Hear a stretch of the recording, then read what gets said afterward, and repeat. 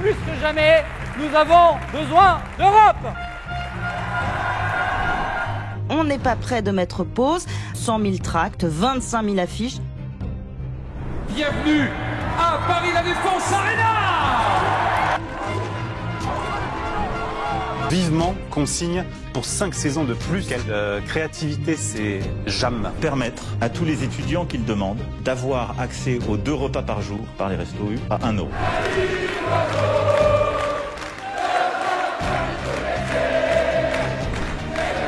C'était un indigné, un impertinent à la parole libérée.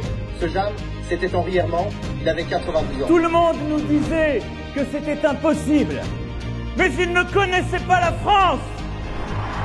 Je crois qu'aujourd'hui, notre pays traverse une période qui exige qu'on s'engage, qu'on prenne des risques. On est 4 co-créateurs, amis dans la vie. On a décidé de créer ce site Les Jeunes avec Macron pour communiquer et rassembler les jeunes qui se reconnaissent dans la politique et dans la vision qu'a le ministre de la France dans la mondialisation.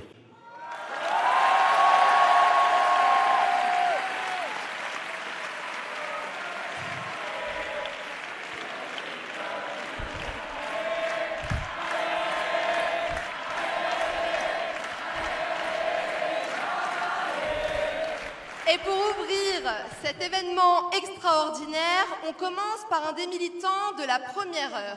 Engagé depuis 2016, ancien vice-président en charge des territoires, je l'ai personnellement connu comme professionnel de la team ambiance. Il a pu évoluer ce mouvement, il est resté fidèle, toujours engagé et toujours là pour transmettre. Pour revenir sur cette histoire collective, sur notre histoire depuis les débuts, il anime cette première table ronde sur l'histoire des JAM. Je vous demande d'accueillir Ludovic Bain.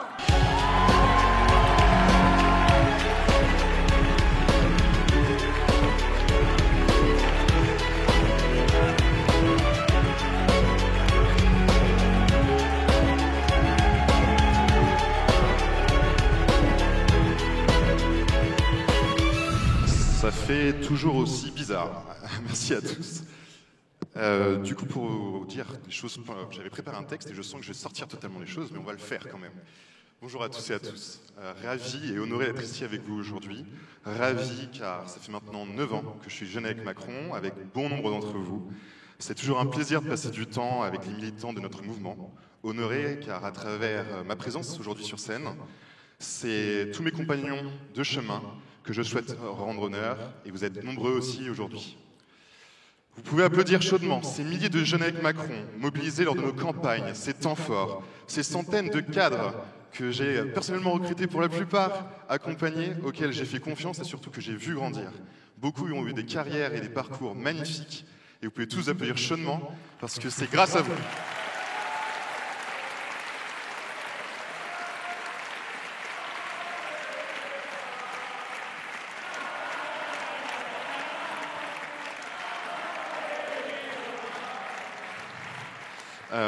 Je préfère être de l'autre côté en fait quand je faisais l'ambiance. Mais beaucoup sont là, comme je l'ai dit, mais je pense aussi à tous ceux qui ne sont pas là avec nous. Tous ces jeunes en fait qui se sont engagés pendant des années. Chacune et chacun d'entre vous a contribué à notre histoire commune, a apporté sa pierre à l'édifice, faisant toujours de nous aujourd'hui la première organisation politique de jeunesse. En termes sportifs, j'ose la comparaison. Ceux qui me connaissent connaissent mon amour pour l'Ovalie.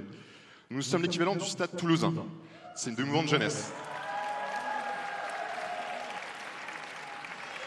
Le fer de lance du bloc majoritaire, innovant sans cesse, cassant et réinventant les codes de la politique. Des impertinents progressistes, en un mot, des JAM.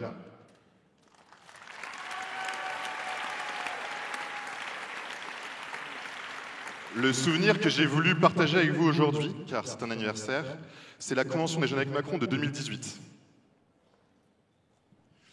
Sur cette photo, pourquoi cette photo ou ce souvenir plutôt qu'un autre ? Au-delà du fait que je rentre toujours dans ce pull, et que je vais vous le montrer, c'est que les Jeunes avec Macron, c'était exactement pareil en fait en 2018. Déjà à l'époque, on se demandait est-ce qu'on ne devait pas changer de nom ? Est-ce que maintenant que le président était élu, quel était l'objectif des Jeunes avec Macron ? Quelle était notre raison d'exister ? Les médias aussi posaient exactement les mêmes questions à l'époque. Est-ce qu'un changement de nom marque une distance avec le président de la République ? Eh bien, je vous le dis fermement, la réponse est toujours non. La réponse est non. Nous soutenons toujours le président de la République. Notre soutien est indéfectible.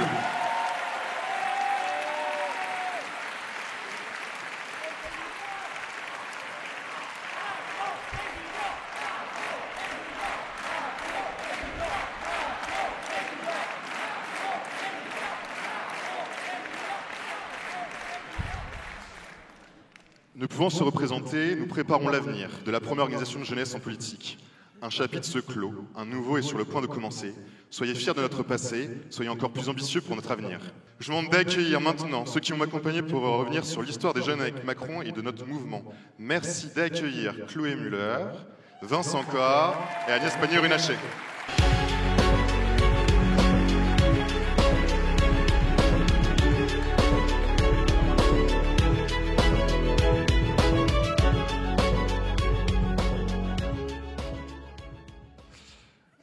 Du coup, notre première invitée, c'est Chloé Muller. Si ça fonctionne, je crois. Vas-y, test. Parfait. Tu as rejoint les Jeunes avec Macron dès le début de l'aventure, avant la présidentielle. Est-ce que peux-tu nous raconter pourquoi tu as envie de t'engager chez les Jeunes avec Macron? Merci beaucoup Ludo, bonjour à toutes et à tous, je suis très contente d'être ici, ça fait aussi très bizarre honnêtement de revenir dans un événement militant et politique. Moi en fait, pour ceux qui me connaissent, vous savez que j'aime pas parler de moi, donc en fait je vais vous raconter une petite histoire. C'était l'histoire de Chloé qui venait d'avoir 18 ans. Ça commence un peu comme une musique.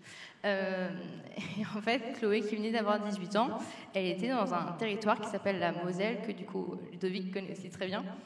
Et j'habitais à la campagne, certes à 30 minutes de Metz, mais à 1 heure en bus, et il n'y avait que 2 bus par jour. Le matin à 6 h et le deuxième à 13 h. Du coup, quand j'allais au lycée, c'était assez, voire très contraignant. Et en fait, Chloé, elle a grandi avec des modèles de films, de lecture, où c'est des jeunes femmes qui s'émancipaient très rapidement, à la fois de leur lieu de résidence, de leur famille, de leur culture ou autre. Et donc, du coup, il y a ce premier objet que vous commencez à voir apparaître dans le paysage. Et ce deuxième objet, c'est que le territoire de la Moselle, et c'est pas à Ludovic une fois de plus que je vais l'apprendre, est un territoire donc très ouvrier qui est en train de basculer de façon assez dramatique vers l'extrême droite. Et en fait, ma famille commençait, à l'image des Mosellans, à basculer aussi là-dedans. Et en fait, tous les repas de famille, c'était une plaie, une corvée d'y aller, parce qu'on se prenait forcément la tête sur les sujets politiques. Et donc du coup, il y a ce personnage que je vois apparaître à la télé qui dit moi j'ai comme projet d'émanciper, en tout cas de faire en sorte que les jeunes, peu importe de leur lieu de résidence, de leur culture, de leur famille, peu importe d'où ils viennent, qui vont pouvoir s'émanciper. Et aussi, je vais vouloir réconcilier les Français. Donc moi, on me dit ça, je me dis banco, il faut y aller. Je veux passer des bons repas de famille, je veux me barrer de chez moi. Donc du coup, c'était l'occasion parfaite. Et après, comme beaucoup ici, on participe à une opération. Moi, c'était un boitage pour une réunion publique qui allait avoir lieu dans mon village, justement. Et comme beaucoup, à partir du moment où on met un pied dedans, et on n'arrive plus à en sortir. Et la machine a fait durer comme ça pendant 8 ans.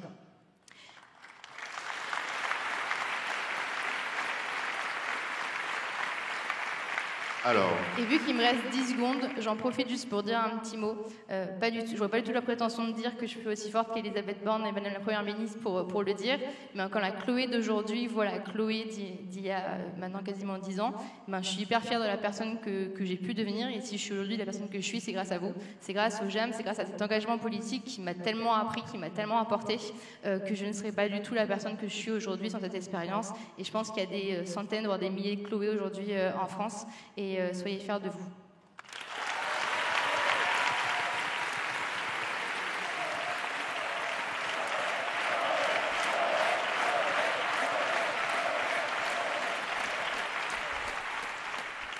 Vous le savez, cet anniversaire, on a demandé à tout le monde de venir avec un souvenir pour parler de ces 10 ans. Chloé, qu'as-tu choisi ? Ouais, alors du coup j'ai choisi cette photo, c'est bien fait. C'était du coup, comme vous pouvez vous en douter maintenant, le soir du second tour de l'élection présidentielle de 2022. Et donc pendant la campagne, j'étais dans l'équipe à la fois mobilisation et bénévole de la campagne. Et en fait, ce moment, c'était vraiment un temps suspendu. C'est-à-dire qu'on a vu arriver au loin le candidat de nouveau élu président de la République, ce qui n'avait jamais été fait dans ces circonstances politiques-là, arriver dans sa voiture Et en fait, là, ils voient une vingtaine de militants. Et en fait, c'était un moment suspendu dans le sens où les militants, les étoiles qu'ils avaient dans les yeux, de se dire qu'ils sont les premiers à voir le président de nouveau élu, c'est une forme de reconnaissance. Vous avez tous l'image du président de la République qui arrive dans le carrousel du Louvre seul en 2017. Là, ils ont fait le choix inverse. On avait fait le choix inverse justement qu'il arrive sur cette scène pour faire son discours d'élection avec ses militants. Et on avait pris des militants, on a Suzanne qui avait 9 ans jusqu'à le plus vieux, il me semble que c'était peut-être Valentin. Et donc du coup, on avait toutes cette tranche d'âge-là qui était là, c'était très jeune. Et du coup, c'était un message vraiment de dire, je suis conscient de l'effort que ça vous a... c'était vraiment un effort cette campagne, parce que c'est une campagne un peu spéciale avec la guerre en Ukraine, et je veux vous mettre à l'honneur et je veux que vous arriviez sur scène avec moi. Et donc ça, c'était vraiment pour moi un peu l'apogée de mon engagement, de me dire, on fait pas ça pour la reconnaissance, mais quand même ça fait du bien à un moment qu'on nous dise qu'on est conscient du travail que l'on fait. Voilà.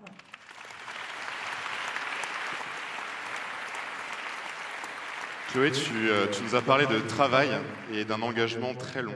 Mais cet engagement, il a été possible grâce à des personnes particulièrement importantes pour le mouvement.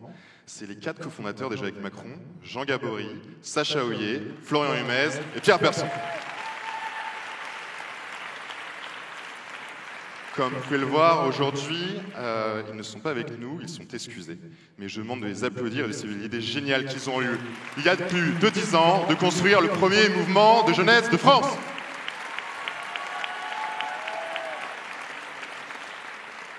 Et comme un anniversaire, eh ben ça se fête en famille, nous avons découvert le message de Pierre Persson, le premier président des Jeunes avec Macron, qui nous a laissés.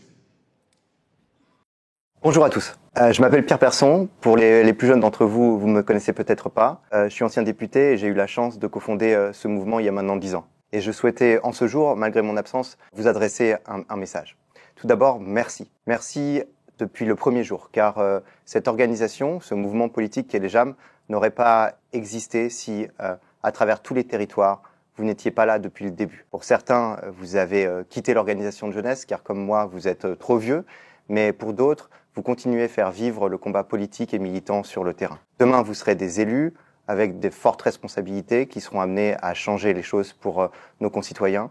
Et c'est ça l'âme et l'engagement de la politique. Alors dans cette séquence politique troublée qui va s'accélérer très certainement, les JAM auront toute leur place. Ils resteront toujours ancrés dans le réel pour défendre la jeunesse et ses convictions fortes. Alors chers amis, je vous souhaite un excellent moment, un événement chaleureux, et comme j'aime vous le dire, soyez des indignés, soyez des impertinents, soyez des JAM.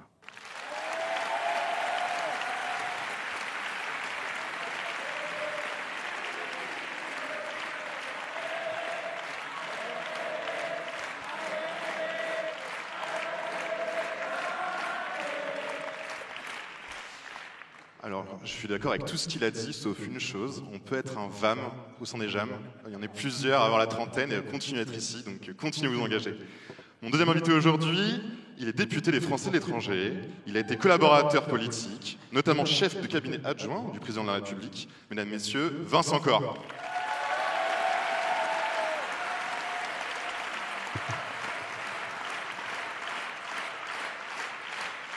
Alors, cher Vincent, on se connaît très bien, mais pour ceux qui ne te connaissent peut-être un peu moins bien, tu étais du coup, avant d'être député, en 2016-2017, bénévole puis salarié de la campagne présidentielle.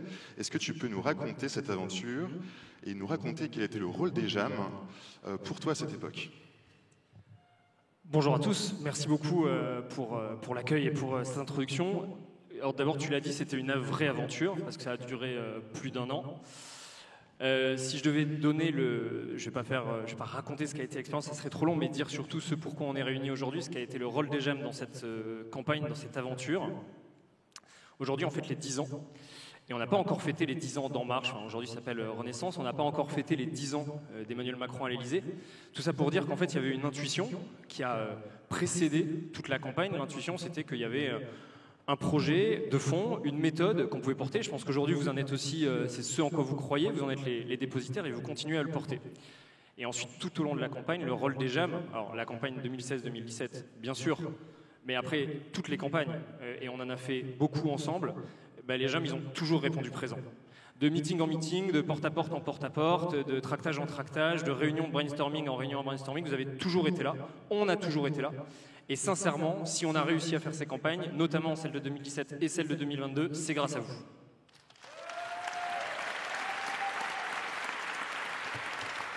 J'ai effectivement de très bons souvenirs de la campagne des européennes de 2019.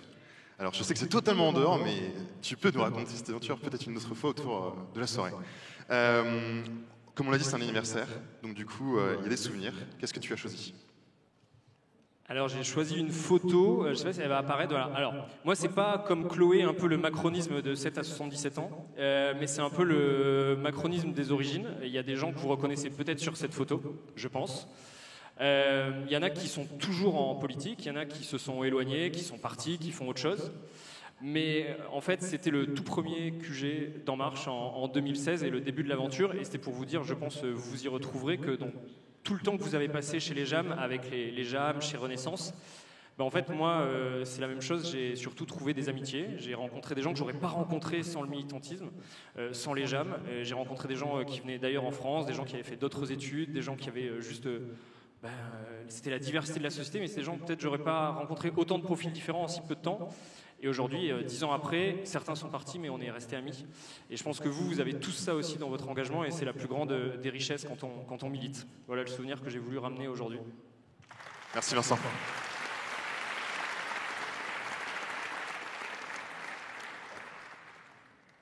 On ne pouvait pas parler de l'histoire des jeunes avec Macron sans parler de l'histoire d'En Marche. Alors tu l'as un peu fait, mais on va aller encore plus loin. Pour conclure ce premier acte, nous allons avec nous une marcheuse de la première heure, une historique. Elle est députée du Pas-de-Calais, ministre depuis 7 ans, mais c'est avant tout une militante, Agnès Pannier-Runacher.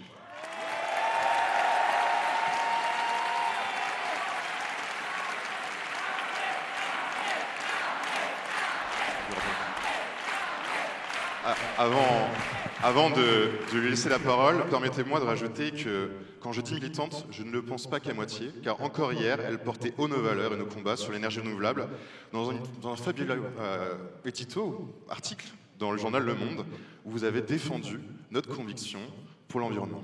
Bravo, madame.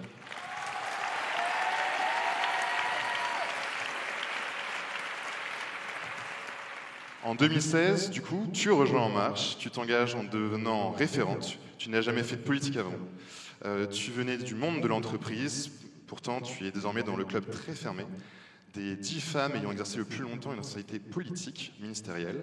Quand tu regardes 10 ans en arrière, est-ce que tu aurais imaginé vivre cela ? Non, pas du tout.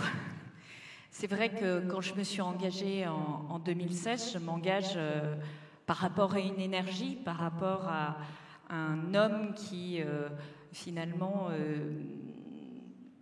dit tout haut ce que j'attendais qu'un homme politique dise, qui porte ce dépassement, qui a des idées innovantes, qui est entouré de gens qui ont un talent énorme.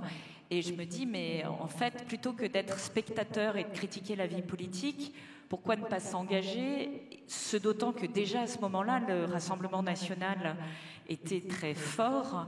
Et je crois que nous avons été de ceux qui avons quand même tenu la boutique. Donc voilà, vous avez été, vous les JAM, de tous les combats. Vous êtes ceux qui pouvaient réclamer cet héritage. Et je crois qu'on doit le porter haut et fort. Et effectivement, moi, j'avais jamais distribué un tract de ma vie. J'avais jamais été encartée, si ce n'est syndicalement, mais ça n'a quand même rien à voir. Et là, je suis partie et la chose m'a emportée. Et lorsqu'on a gagné, enfin lorsqu'il a gagné en vrai, et lorsque nous avons gagné aux législatives, parce que j'avais aussi été dans la commission nationale d'investiture, je me suis dit, bon, bah, le job est fait, donc c'est super, je raccroche les crampons et je redeviens observateur de la vie politique jusqu'à ce que je reçoive un coup de fil qui me propose de rentrer au gouvernement. 15 mois plus tard, je tombe de l'armoire et puis finalement je me lance. Et je me suis lancée là encore en étant très jeune, très neuve et en essayant de m'entourer de profils qui connaissaient un peu mieux les choses. Je veux remercier d'ailleurs Florent Humez, qui est un des 4 fondateurs et qui a été mon chef de cabinet. Ambroise a été mon chef de cabinet. Et Théo, qui doit être par là, le riche. Voilà, je fais partie aussi du fan club d'Ambroise. Mais je pense que c'est aussi grâce à eux que j'ai pu tenir toutes ces années et apprendre le dur métier de ministre. Merci. Quel souvenir tu gardes du coup de ces 10 dernières années? Alors la photo que j'ai choisie, c'est une photo du premier dossier un peu lourd que j'ai eu à gérer comme ministre, qui était Ascoval. Ascoval, c'est une aciérie. Et lorsque je pars dans le train envoyé par mon ministre de tutelle vers Valenciennes, c'est pour fermer et annoncer qu'on n'est pas en capacité de sauver cette entreprise. Et quand j'arrive, je passe 2 heures avec les élus locaux, avec les syndicalistes, j'écoute beaucoup, et je reviens avec une conviction qui est qu'en fait, on peut peut-être sauver cette entreprise. Et en fait, on l'a sauvée, et 7 ans plus tard, elle est toujours là.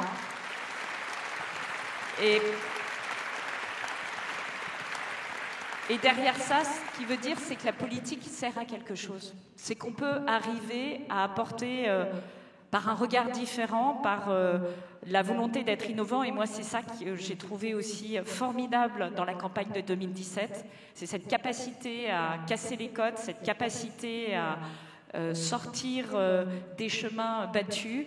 Et je pense qu'on a manqué un peu de cette impertinence, comme vous dites, en 2022, et qu'on doit absolument la retrouver en 2027. Nous sommes porteurs d'un projet, nous sommes porteurs de valeurs, et nous devons réinvestir cette capacité à enchanter le futur, mais aussi à dire que nous avons des résultats concrets, qu'on y arrive, et au-delà de la gauche et de la droite, c'est notre signature.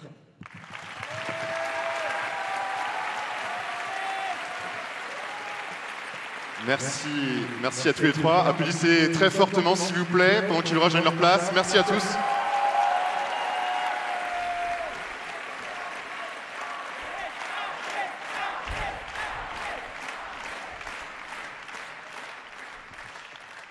C'était un honneur pour moi de vous retrouver pour ces 10 ans. C'était, comment dirais-je, si j'avais une dernière chose à vous dire, au-delà de ce que vient de dire Madame la Ministre, c'est que de rester fidèle à vos valeurs. Soyez impertinents, soyez des jammes. Les historiques s'en souviennent, nous l'avons fait pendant 10 ans, continuez 10 ans de plus.